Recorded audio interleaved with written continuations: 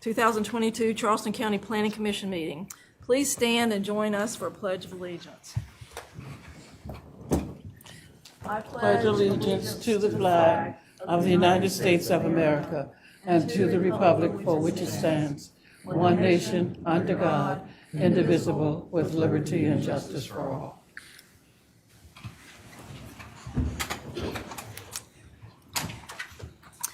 Today's meeting was noticed in compliance with the South Carolina Freedom of Information Act. This commission acts in review and recommending capacity for comprehensive plan amendments, text amendments to the Charleston County Zoning and Land Development Regulations Ordinance, rezonings, and plan developments. The commission has decision-making authority on road name change requests, public project reviews, appeals of administrative decisions on final plats and subdivision matters, as well as other matters pursuant to Chapter 29, Title 6, Section 6-29-340 of the Code of Laws of South Carolina as amended. If you wish to speak at today's meeting, please fill out the sign-in sheet by the door. My name is Cindy Floyd, and I'm the chair. For those of you who cannot see the nameplates, to my right, the commissioners is Paul Pilatus, Marlena Davis. I guess Mr. McConnell is not here.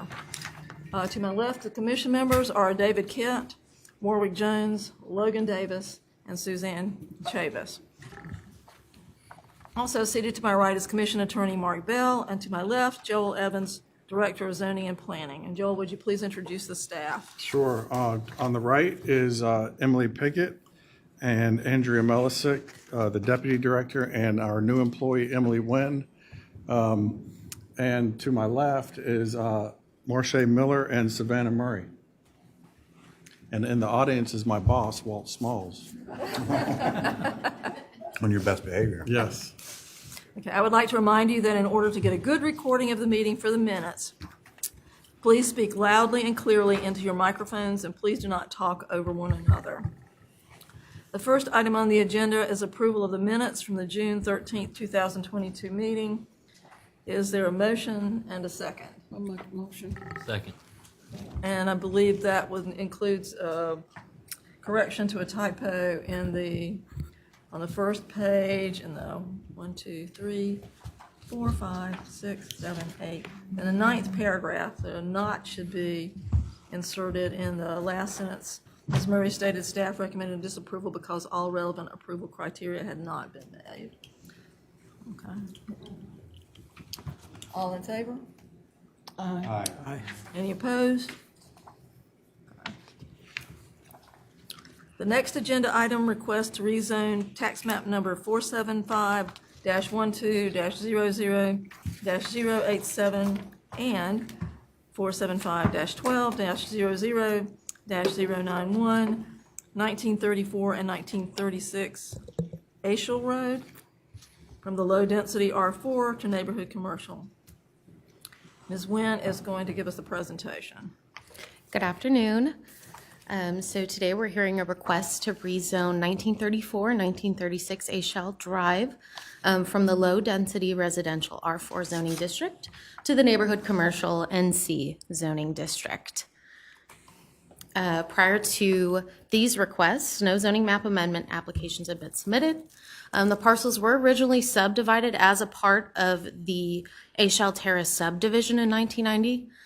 They were then combined in 2005 and re-subdivided into the original parcels in 2011.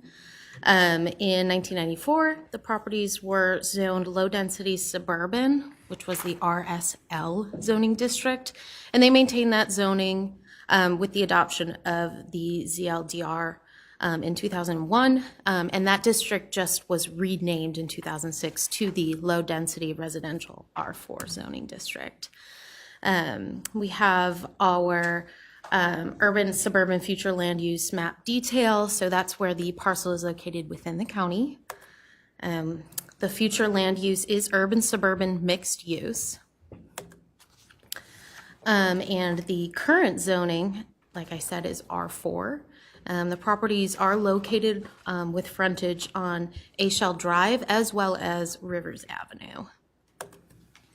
This is a City of North Charleston zoning map.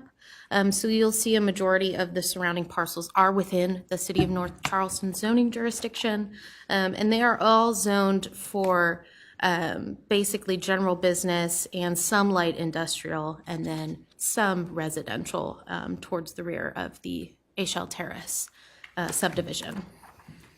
This is the aerial view to the north. You can see to the rear of these parcels, or more to the north, that is actually the Veterans Hospital.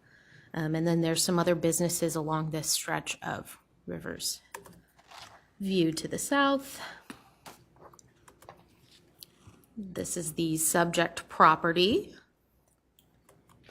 And these are the adjacent properties and properties across the street. So allowed land uses are a little bit different. You can see that in neighborhood commercial, there are more commercial uses permitted. The proposed amendment is consistent with the comprehensive plan and the stated purposes of this ordinance. The future land use designation states that this category is intended to allow for growth to occur within the urban growth boundary by allowing mixed uses and affordable housing in the urban suburban area while preserving and protecting the rural area for future generations. And having these properties are located within the urban growth boundary, in addition to having frontage along Rivers Avenue, where other businesses and services do exist. The proposed amendment will allow development that is compatible with existing uses, recommended density, established dimensional standards, and zoning of nearby properties that will benefit the public good, while avoiding an arbitrary change that primarily benefits a singular or solitary interest. Staff finds that the proposed map amendment is compatible with the existing uses and other uses along this stretch of Rivers Avenue. Because the zoning map amendment request meets one or more of the above stated criteria, staff recommends approval. Okay. We received one letter in opposition of this request, and this request was notified as required. Okay. We appreciate the staff's comprehensive report. Are there any questions for staff from commission members? I have a question, please. I heard you mentioned affordable housing and, okay, I'm sorry, I see what I was looking for. Okay, okay. No, I just wanted to make sure, you mentioned affordable housing in the development, and I guess I just wanted to make sure that if that's affordable housing is going to be included in the development itself, or is it just? This is just a rezoning In the request, wording. so we've not received any development proposals yet. This is simply the rezoning request. I'm not positive about the, hold on, let's see. I mean, there are different, residential facilities that are permitted. I can't recall where I mentioned affordable housing. We're just not sure of what's being developed here yet. This is simply a rezoning request. Okay, yeah. Any other questions for the staff? Okay. Is there anyone present who wishes to speak in support of this request? Come forward, tell us your name and address. My name is Sujat. I'm Shirazi's nephew and his bookkeeper. I'm here on his support. Okay. That's Anybody have any questions for? Okay. Thank you. Is there anyone who wishes to speak in opposition?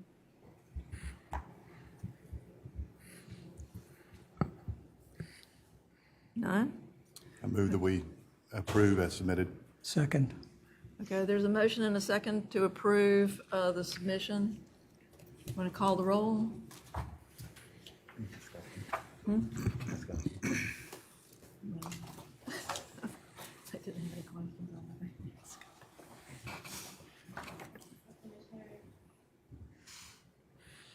Commissioner Chavis, Aye. Commissioner Rogan Davis, aye.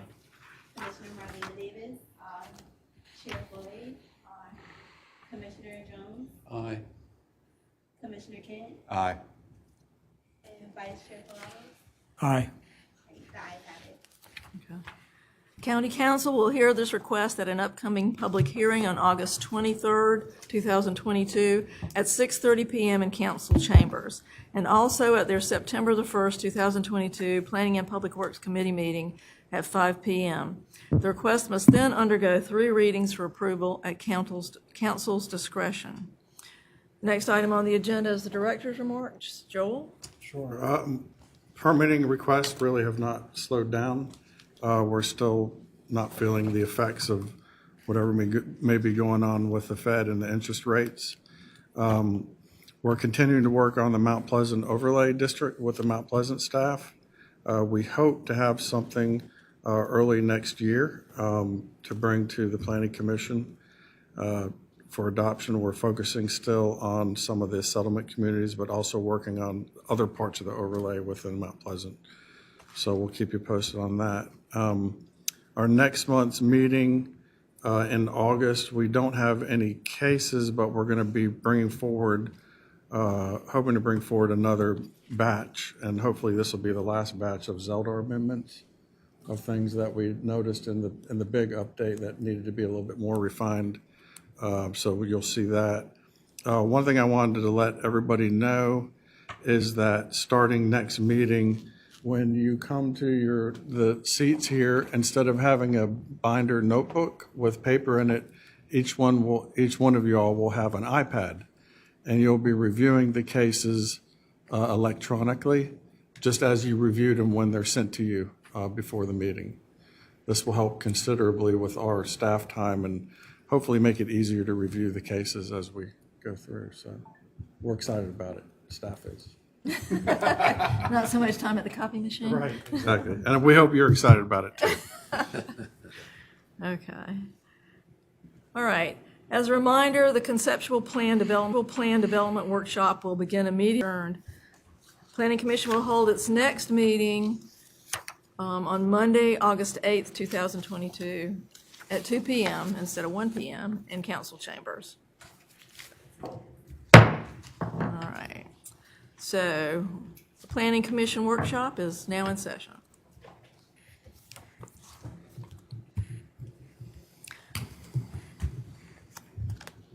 The workshop has been noticed in compliance with the South Carolina Freedom of Information Act. The first item on the agenda is a conceptual plan development workshop, Andel West. And Mr. Chris Corrada is going to present it.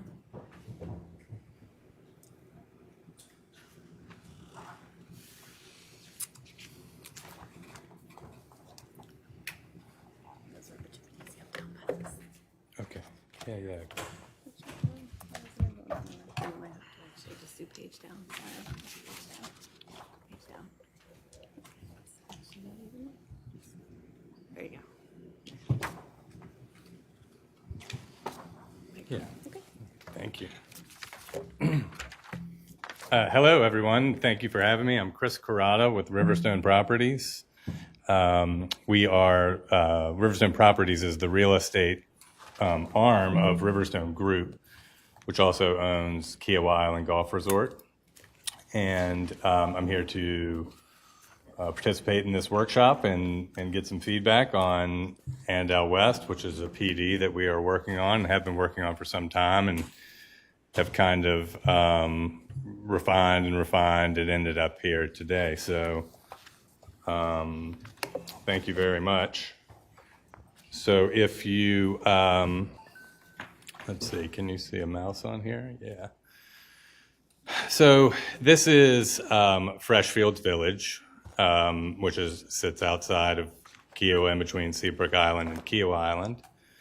And this property here is what we call Andel, and it's a 300-acre property that we have owned for many years, since the 90s, as well as the marsh property across the street. It's former, and well, you can see it's basically farm fields, old tomato farms from many, many years ago. Andel West is this small portion here, 21-acre portion. And And I think it's just important to note that considering that we do own Keel Island Golf Resort, we're extremely sensitive as anybody, as to what happens at our front door. The resort is really the crown jewel of the family's holdings, the Goodwin family, who owns Riverstone. And, we're looking to do a development here that will add tremendous value to the area and all of the surrounding islands. So how this started, how this started really is we were approached by Harris Teeter, who is a current tenant in Freshfields, and they lease a small building you may be familiar with. It's about 30,000 square feet. It's incredibly difficult for them to operate and keep stocked and do all the things that modern grocery stores do. And they approached us because we own the land adjacent to see if we'd be interested in helping them do a store. And so we did sign a lease with them that's obviously contingent on this rezoning happening and our ability to deliver the site to them.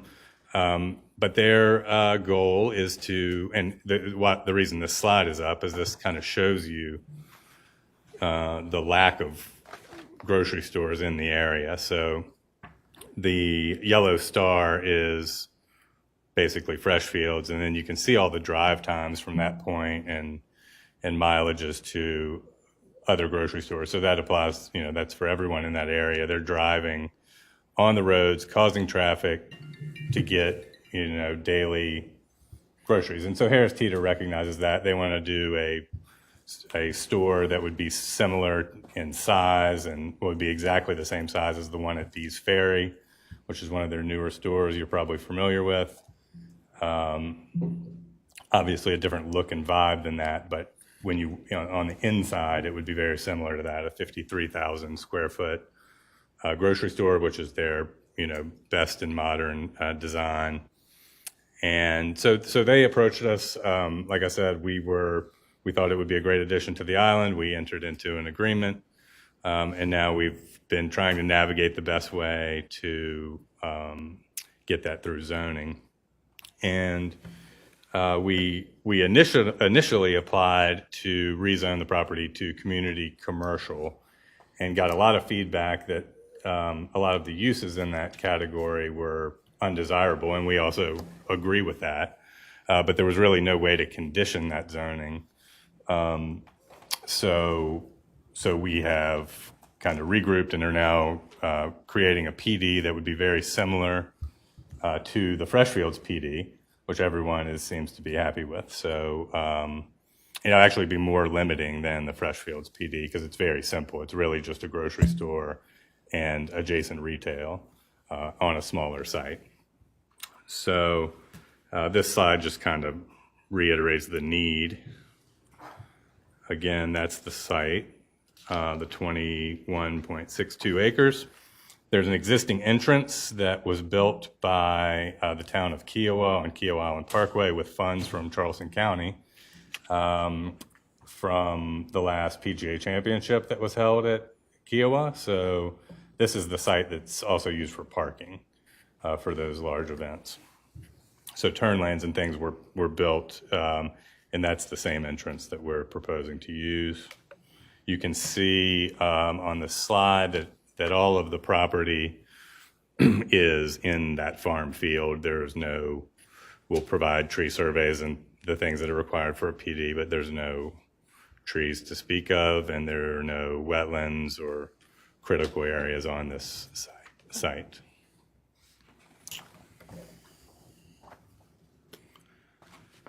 This is a conceptual design, and it's still going through some permutations, but this is really the gist of it. And it's basically what we did was we wanted to push the store, the Harris Teeter store, which sits, see my cursor there, right here, push that to the back, create a Freshfields type main street out front, create a very nice entrance and landscape boulevard, along with green space that would buffer and also possibly be used for some stormwater treatment in the form of rain gardens. We're working with Kiowa Conservancy now on some ideas and creative ways to treat stormwater. In addition to, and I'll get to our stormwater pond concept in a minute, but it would be, like I said, it's just a retail development. There's no other uses, and we will limit those retail uses to ones desirable to both us as the owners of Kiowa and the community, and that'll all be within the PD document that we're working hard on right now, so we can turn that around to you. Let's see. This is just a street view of what the boulevard would look and feel like. If you've been to Kiowa Island Golf Resort or any of our properties down there, you know we are very interested in doing the best job with landscaping and creating a place and environment that people want to be. And finally, this is one of those stormwater concepts and what we would like to do with our stormwater pond. So we will excavate the pond, and that fill will be used to raise the site above flood level for the stores, and then turn that pond into an environmental and aesthetic amenity, as well as something with trails and around it. So what you see here is, there's different names for it. I call it an aquatic bench, but it's basically we do these, I'm from Richmond, Virginia. And Virginia, we do a lot of things because of the Chesapeake Bay Act and the Chesapeake Bay there that aren't really done so much here, but we're very used to it. And you basically create a shelf around the outside of the pond that has 6 to 8 inches of water, and plant that with native aquatic plants. It creates a habitat, very appealing. You can see in the pictures, very appealing visual amenity, and also treats your stormwater much better than just a typical hole in the ground. It's all of these plants filter. They filter out phosphorus and other things that do damage. So that is what we plan on doing in the rear, and we'll include some of that in the PD for you to review. And that's really the end of the presentation. And I would love to answer questions or hear comments or suggestions. Any questions from the commissioners? No questions from you? Yes, I have. Okay, Marlene. What happens to, part of what you said was the land right now is used for parking for large events. What happens? Well, so we own 300 acres there. There's about 100 acres that are used for parking. So there's still plenty of land used for parking, and the resort would will make sure that they get to have that in the future. So you can't really see it on these slides, but this site is large. So as you go sort of to the bottom left of the page, all these fields continue for another several hundred acres. Okay. So there's no concern of losing that parking, and there's no tournament on the schedule now. No issues, but I'd just like to know, I've got very poor eyesight, so it may be here looking at me. In the map that shows the site, you've got a dotted line around the property. What is that dotted line? It's in black. It's not red. It's the black. little rounded oval line. That is left over probably from another plan, but that is the difference in flood zones. So Presumably, the center part is above the floodplain, whatever. Yes. There's 4. So I believe it's 4 and 5 feet is what you're dealing with down there. So it just tells you, that's just a line based on a map a public record map that shows you how high your finished floor area needs to be. And I'm not sure where north is, but assuming it's It is conventional north. north, It is, yes, sir, due north. then to the east of your development, do you own that property or is it somebody else's property? Are you talking? Outside the red line, outside? Right here? Do you see my cursor? No. No, it doesn't show up on this one, does Right it? of the red line. I red can't line. see. Oh, To okay, the I right see of it the red now. line. Yeah, to the right of the red line. Yeah, I mean. The answer is we own everything around this, yes. Okay, well, Yes, sir. that kind of goes into what I was going to ask. It looks like, because of the red line, that the retention pond is outside of the actual development, so, but Exactly. that's just because that line was left over from something else. No, the pond will likely be outside of the red line. Okay, but the red line is what? Red line is the zoning line. What you're changing to the To the planned PD. PD? So- Yes, ma'am. Okay.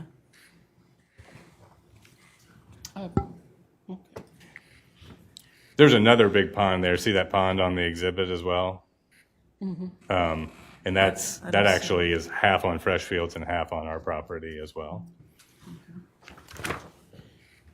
Question, Suzanne? okay.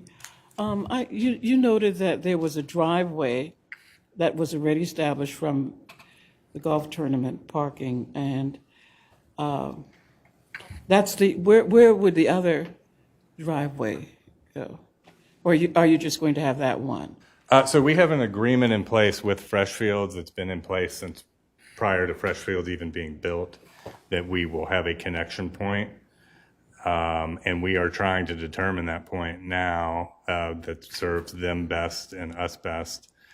And there is a brand new owner of Freshfields. I don't know if y'all are aware of that. So as of really a week or two ago, who we are working with, have a good working relationship. So a connection internally and externally, and possibly more. I mean, I think we would like to see as many pedestrian connections and bicycle connections as possible. And you'll see on the final PD, we're going to do a version of the master plan that shows all of the pedestrian and bicycle connectivity, which is really big down here on the islands. So having all this circulate as best as possible is absolutely our goal. And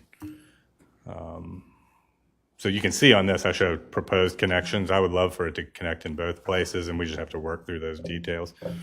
But the traffic study that will be a part of the plan does not, it assumes one point of connection.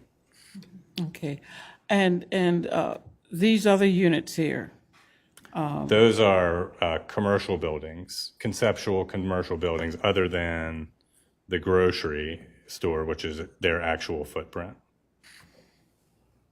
commercial, so do you know what you plan on putting in there now? There's, Yeah, there will be retail and services Okay. for the community. so it's not long-term parking along, it's a constant moving flow of transportation, or vehicles rather. Coming into the center? Yes, ma'am. Okay. What was your impact, Oh, I'm sorry. Go ahead. I'm sorry.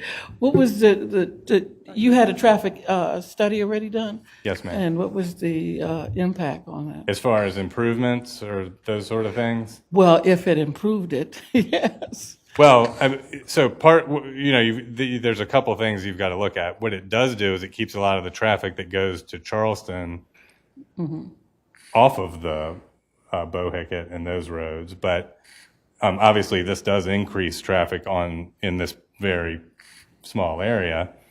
And what the traffic study recommends is ultimately some sort of traffic control signal or roundabout at this intersection. And it's got specific warrants and things in it. It won't be immediate. But improvements to that intersection mitigates the traffic. And we're working with the town on those. The town owns this road. The town of Kiowa owns Kiowa Island Parkway. Okay. Yeah, Mr. Pilatus? The 4 lots noted as green, is that dedicated green space or Yes, sir. future expansion or? No, those would be part of our open space, and we're really looking to be able to activate those and make them amenities. But as far as specifics on what exactly we will in the PD lock that down for you. But basically, it does a couple things. It provides amenity area, green space, and it buffers the store and the parking field with landscaping. So you really won't see it. It's kind of a multi-use green space.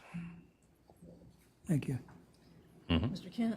Just a comment, I had a good friend of mine staying out at Kiowa last week and had a great time, but the only complaint was the lack of restaurants. Yes. So obviously, timing could be perfect on this one then, because they did say that it was hard to get reservations and It is certainly tough. short notice. So hopefully that will be part of the plan as well. Absolutely. So we've been doing preliminary work and talking to the retail community in Charleston, and the feedback is we will be able to really name our best-in-class operators for this, restaurants and otherwise. And I had a meeting down at Kiowa Town Hall, I guess about a month ago, and part of that asked for feedback on things that the citizens wanted, and that came up a lot. There's a lot of different types of restaurants that people are interested in. That we will absolutely target. I mean, I think that's what you see in retail really now. I mean, it's really services and dining. It's not a lot of go in and buy a coat or a pair of pants. It's more everyday service type stuff. And obviously down here, restaurant would. There's a few restaurants in Freshfields, but there's a lot of opportunity, I guess is what I'm saying, to fill some holes. Yep. Any other comments or questions from the commissioners? All right. Are there any other members from the public who wish to speak regarding this development? Come forward and give us your name and address, please.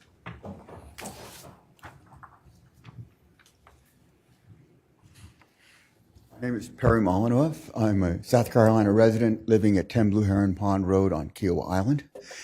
I'm also the president of a newly formed nonprofit called Preserve Kiowa. Preserve Kiowa now has, I think, 346 members. We're committed to helping to maintain the environment, the natural environment, while paying particular attention to responsible development and good governance.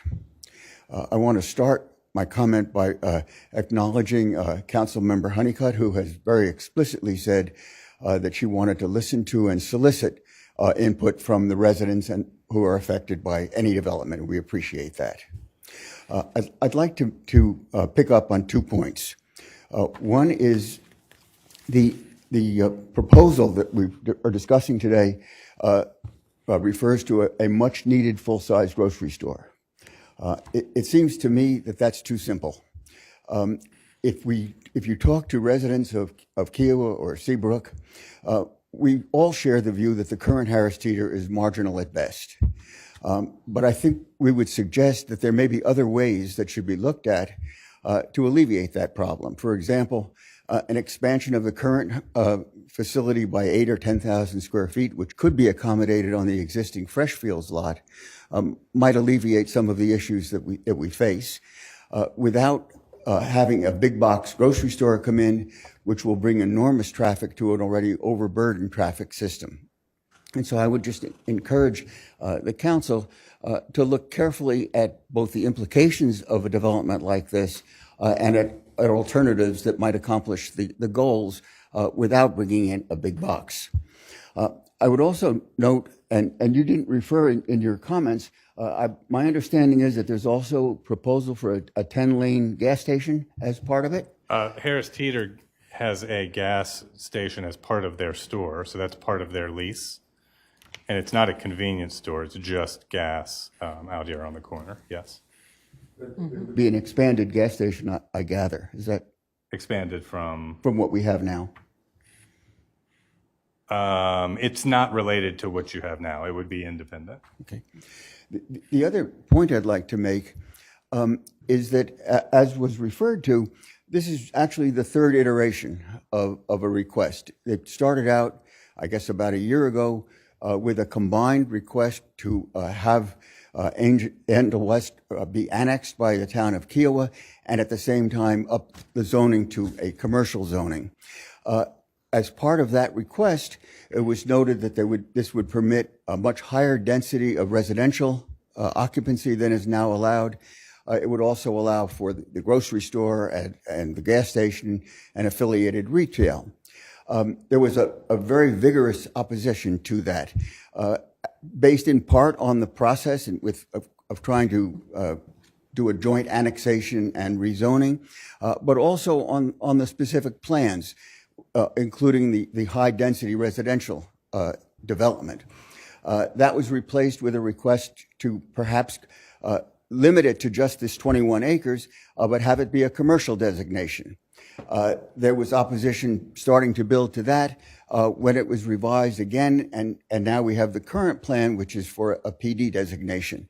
What concerns a lot of us is that we haven't heard any comprehensive commitment, and I don't know that it's possible to make one, for what the rest of that development will look like.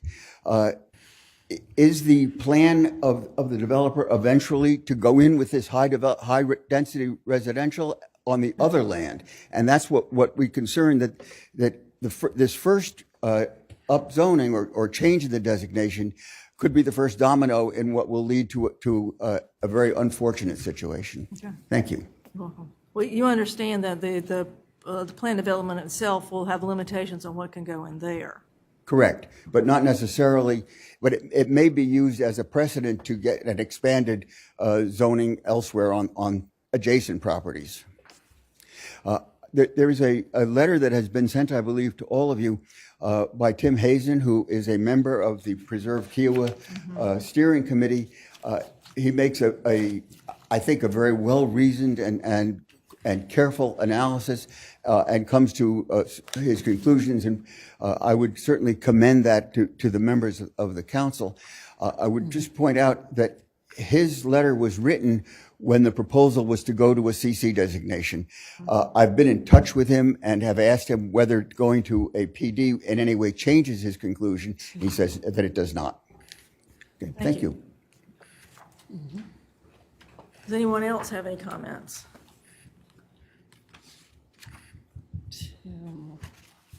Good afternoon, everyone. John's logo with the Johns Island Task Force.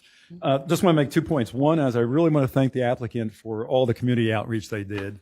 They've had extensive meetings with people on Johns Island, Kiowa, Seabrook, and so forth, and we really would encourage other developers to do the same type of thing. And the second thing is we also appreciate the fact they did eventually go with the planned development approach. That was something we had advocated from day one, because it really takes away all these uncertainties in terms of what might be put there. So we appreciate that approach too. And so we're looking forward to having a Kiowa class development on, closer to Johns Island. Thank you.